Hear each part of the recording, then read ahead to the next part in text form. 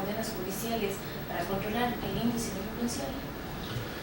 Bueno, valía la pena en primer lugar puntualizar que, como quizá está por demás, pero que yo doy una opinión personal porque no represento a la institución como tal, pero claro, como fiscal que soy, con un conocimiento jurídico que quizá pueda tener y como ciudadano, yo creo que podría dar una opinión. Fíjese, yo le hago una reflexión muy importante, creo yo. Dicen que la historia de la pena es más horrenda que la historia del crimen. Es decir, esa historia del crimen que ha sido tan oprobiosa no es nada para la historia de la pena a lo largo de la historia en el mundo. Fíjense esa reflexión. Yo creo que tiene que haber un equilibrio en las cosas. Es decir, la pena puede cumplir y debe cumplir, así científicamente así se plantea, una función preventiva, pero no necesariamente la rigurosidad de las penas soluciona los problemas delincuenciales. ¿Por qué? Porque si nosotros entendemos que la delincuencia obedece a otros factores sociales, económicos, no son los únicos, pero hay muchos factores, entonces pensamos que la respuesta es diferente. Sin embargo, hay que anotar algo.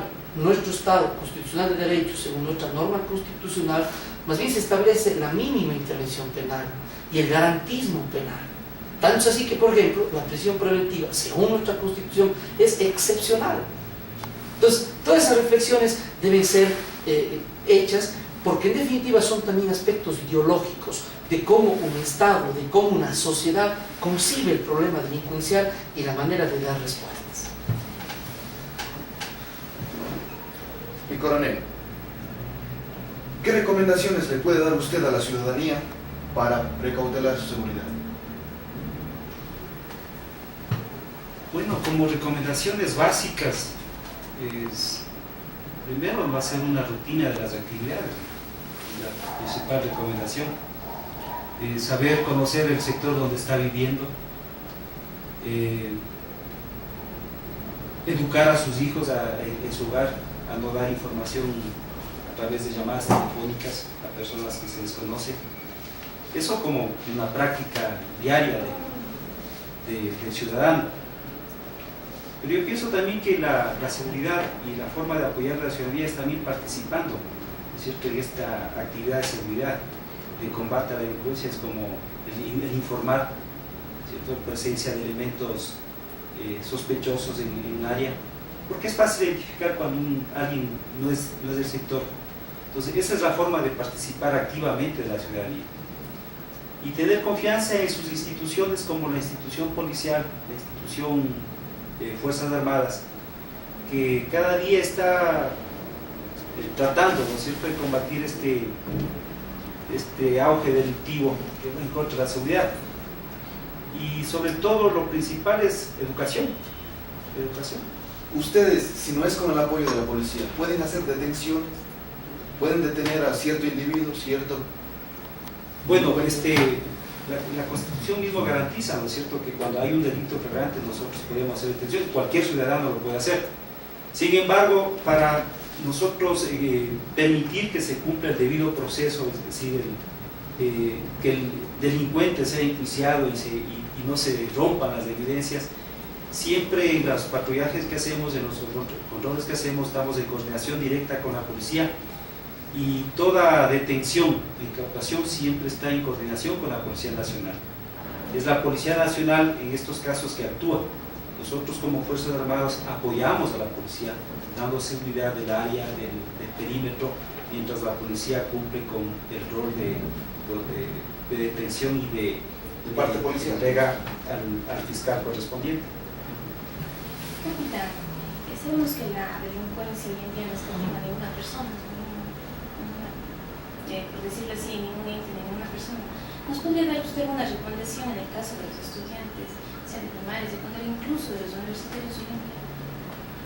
Claro que sí, todo parte, como decía el coronel, de un sistema de educación. Todo parte de que nosotros, si educamos al niño, vamos a tener resultados con el joven y con el adulto. Necesitamos entrar con una intervención agresiva de la educación, específicamente en lo que tiene que ver con escuelas, con jardines de escuelas, porque esos niños son los que mayor receptividad tienen ante los temas de inseguridad, y son ellos los que nos van exigiendo a los adultos, y en el futuro serán ellos los que tengan la idea clara de la inseguridad.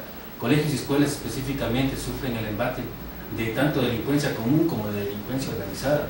En delincuencia común todo lo que tiene que ver con los robos a personas que les hacen a ellos, de su celular, de sus calculadoras, de sus mochilas, de los mini atracos que les hacen en las paradas de buses. También se ven abocados a atentados al pudor, especialmente para las niñas.